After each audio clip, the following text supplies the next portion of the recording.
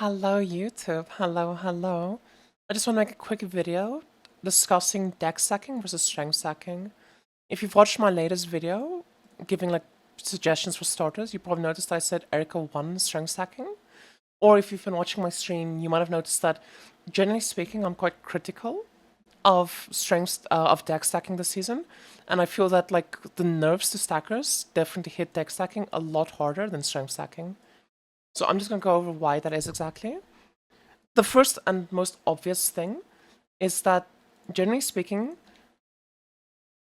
when it comes to deck stacking, both the uniques that you use in a deck stacker got nerfed.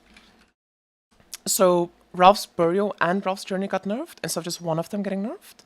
Well, from the Magnus set, the only one that was nerfed was the Magnus Jealousy. The helmet is completely untouched. Magnus' Scar, which is a very strong helmet.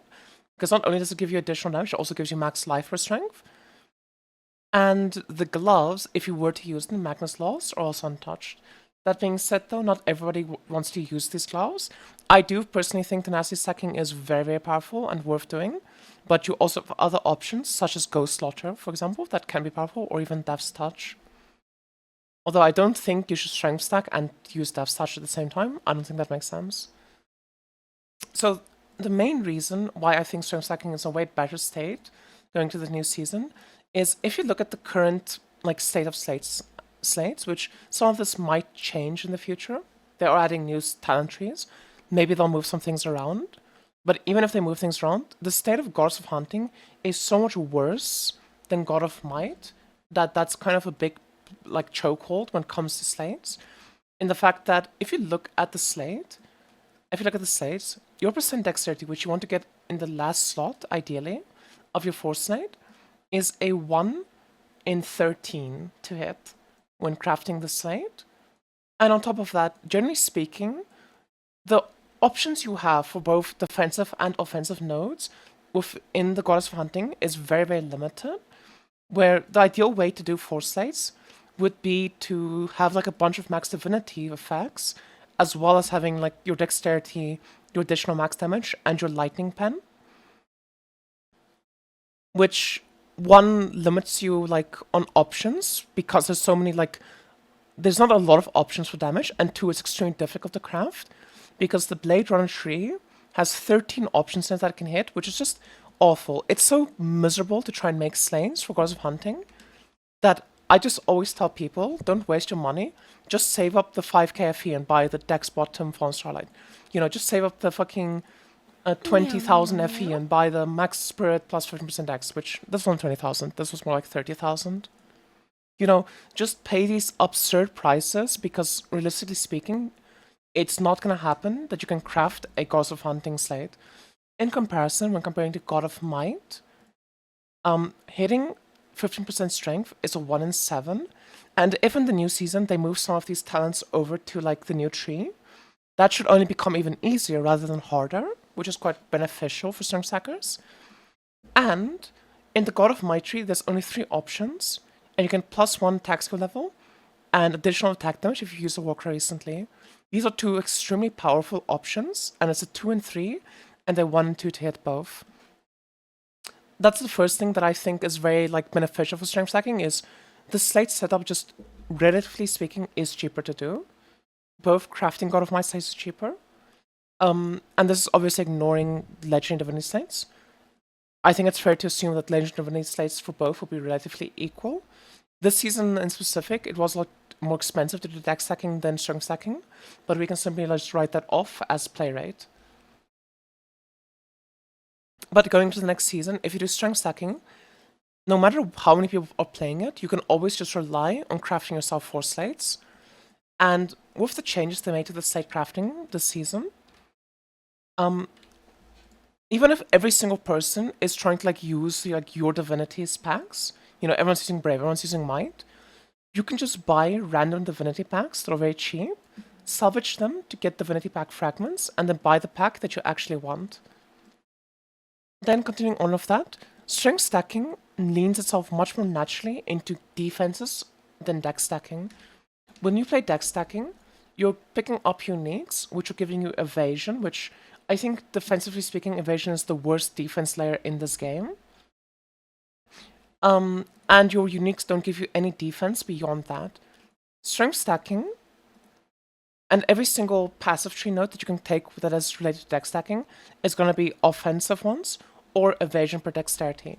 And while evasion per dexterity is nice, evasion is not good enough on its own to be justified as a defense layer. You need other defenses on top of evasion so that when you do get hit, you don't just get one shot.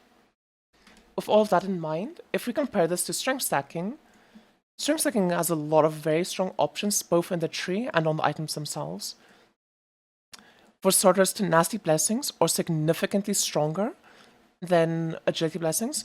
And the way this game works is they try to make strength stacking go with armor gear, because strength bases are armor, and they try to make it go with Tenacity Blessings.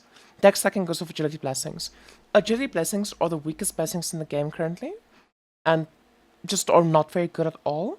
Whereas Tenacity Blessings are extremely powerful, giving you 4% damage reduction. And on top of that, this tree, and just strength stacking in general, is going to give you a lot of armor. Because not only can you get percent armor for strength, you also are equipping a bunch of strength items which have base armor on them, which is going to give you a lot of defenses against physical damage. Because armor scales up to 80% damage reduction against first damage and 80% damage reduction against elemental damage. The way that you make armor better, so the way that armor actually works in this game, let me show you that to you quickly, is that your armor gets converted into damage reduction for your physical hits. But your armor also gives you damage reduction against elemental hits. So with 90k armor, I had the cap, 80% damage reduction against first hits, and 48% damage reduction against elemental hits. And the reason it's only 48% is because armor is only 60% effective for elemental damage. This new season, they are introducing multiple ways to get armor effectiveness, which is how you make your armor scale, your elemental damage reduction higher. And if they were to add this into the new tree, for example, that would be just another massive buff to armors, to strength stackers, because you just naturally get a fat amount of strength as a fat amount of armor as a strength stacker.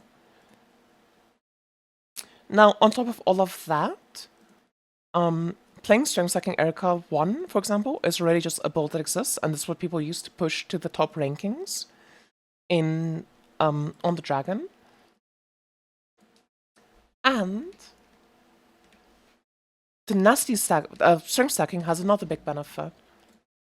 You also have various mods as a strength stacker that's going to give you maximum life for your strength. Max life per 4 strength, you can get 2 of these. There's armor percent per strength, you can get 2 of those. There's your helm gives you 4 life for every 10 strength. Things like that just add up. And when you're running around to 3,000 strength, all of a sudden you're running around to 6,000, 7,000, 8,000 life. Not only do you have this massive life pool, you have 80% damage reduction against physical hits. You can get minus 20% additional elemental damage taken, not only on your slates, but also on your tree, which is making your elemental damage way better. And you have a big hit pool just naturally, thanks to armor, thanks to strength converting into life. Meow, meow, Those are the main reasons that I think that strength stacking is looking way better this league, because as a deck stacker last season, the way that we made ourselves tanky was primarily abusing Maguses. We would run 4 Maguses with precise protection field on all 4 Maguses, and then get a lot of Magus origin effect to just take all of the damage we would take, transfer that over to our Magi, as well as when we do get hit, we're kind of hard to hit because of evasion. I personally am not fully expecting evasion, but you could get 75% attack evasion, and 60 to 65% spell evasion.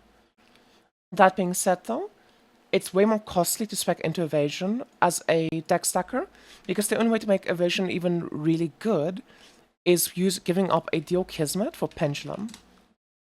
Oh, sorry, not Pendulum. To give up a Deal Kismet for...